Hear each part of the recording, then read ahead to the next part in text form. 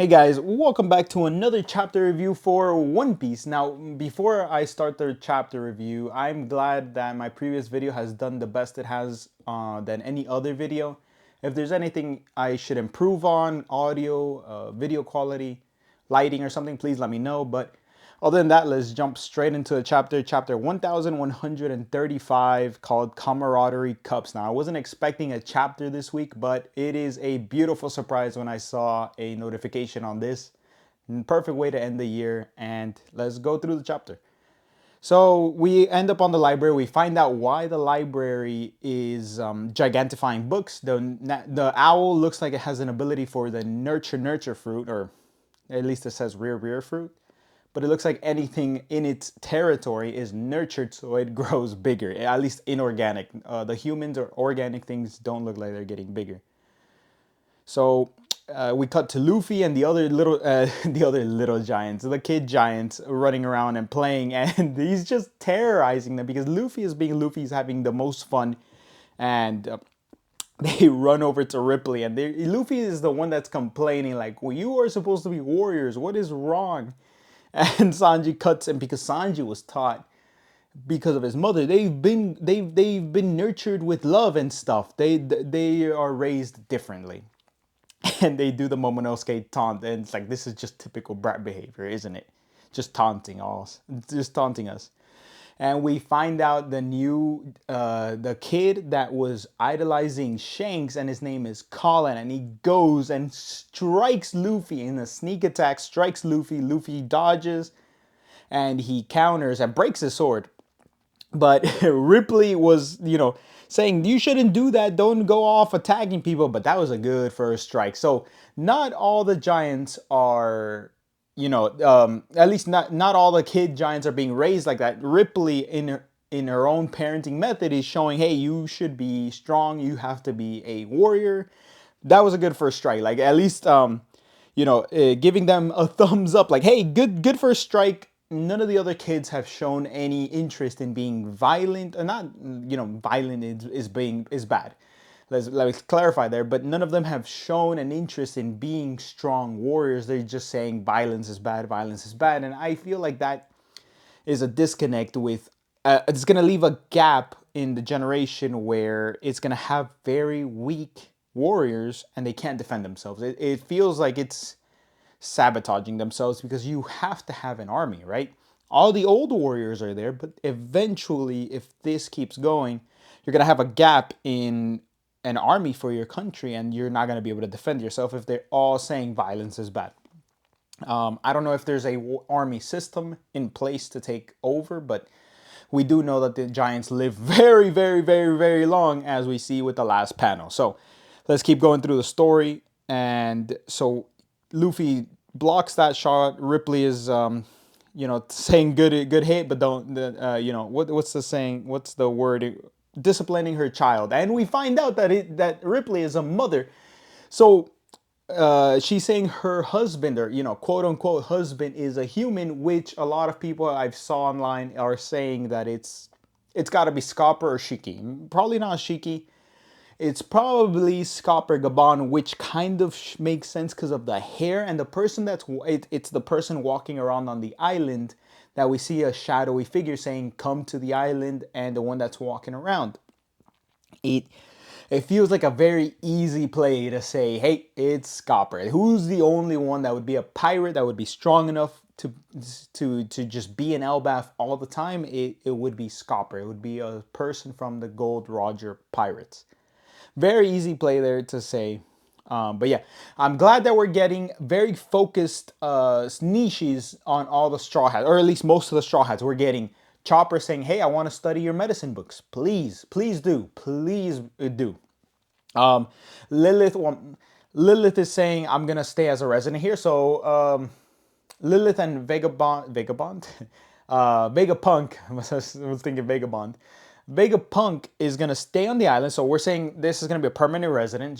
Lilith is trying to get the permit residency permit to stay, and Bonnie also. So this is kind of where I'm thinking, okay, we leave off Bonnie and Vegapunk here. They're not going to join the crew. Unfortunately, I really would have wished that Vegapunk would have stayed on the crew, but maybe They're able to have some upgrades on the Sunny and Frankie in the meantime and teach them a few things. But this is where they leave off. We have Frankie focusing on getting Adam Tree wood, maybe upgrading the Sunny, and getting some tips and lessons from Vegapunk. This is perfect. This is great. They're going to be working together and growing his arsenal. Great. I'm glad we're getting focus on individual Straw Hats. And he's Frankie. I'm just so glad he's talking about there's other stuff on the island I want to do and see. And then Gerd, it's a little weird, but I really like their outfits. Gerd gives them human outfits, tailored in Elbaf culture, and they all look so sick. Everybody looks great. Jinbei in that outfit, great.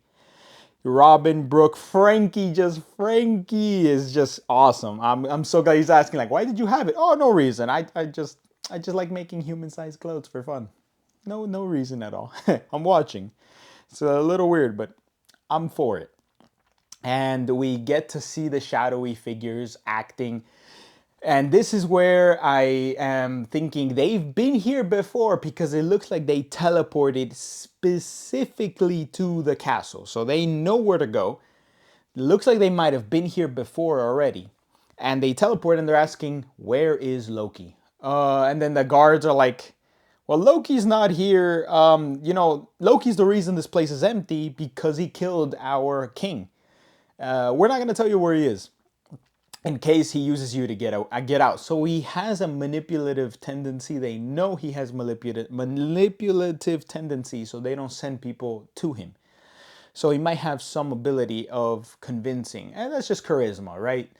But it looks like they know where it is, and I've seen Morge's video in this case, and I'm just gonna lay up his video and plug it in, saying this is a very good, and this helps indicate maybe even more so why they already were here before, and they actually framed Shanks in this case because the person that is under the mask, under the cloak, is somebody that looks like Shanks, or it is a twin, because if they've been there before, at least let me quickly break down the most possible theory is they went with a fruit or something to take his devil fruit, because the devil fruit is immensely powerful, as we know.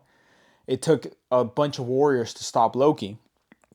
And so the person that looks like the person that Loki, he was in the right spot at the right time when they were going to kill the king. He saw who it was. It's Shanks. It looks just like Shanks. It's Shanks. And the warriors are like, it's impossible to be Shanks. He was with us. We're not going to believe you, Loki. You're lying. Which calls back to Usopp. He's the liar. He was saying a lie, but when he was saying the truth, nobody believed him. And here he's saying the truth, nobody believes him. So he knows where the fruit is, because it must be some way they know how to pass down the fruit that they have. He knows where the fruit is. When the giants went to see what was happening, King Harold is dead and Loki's eating the fruit, caught red-handed, and they imprisoned him. And he's probably fighting for his life to say, no, it's Shanks. So that's the breakdown. This person, at least the person that is with the Shanks look-alike figure, is able to bring down a giant to their knees, knowing how strong giants are, just brings them down, no issue. Well, to be fair, we have some very fodder level giants, so unfortunate, but we know Hydrudin was like weaker than post-time skip Luffy in base form, and there's very weak giants in general. So it could be a feat, it could not. We don't know how strong this giant is, but brings them down, and the other person is saying, I don't know what's going on, what's happening, and we cut off from there. Then they end up feasting, they end up gathering together, they go ahead, and they're so loud, Nami has to cover her ears, and they're all celebrating.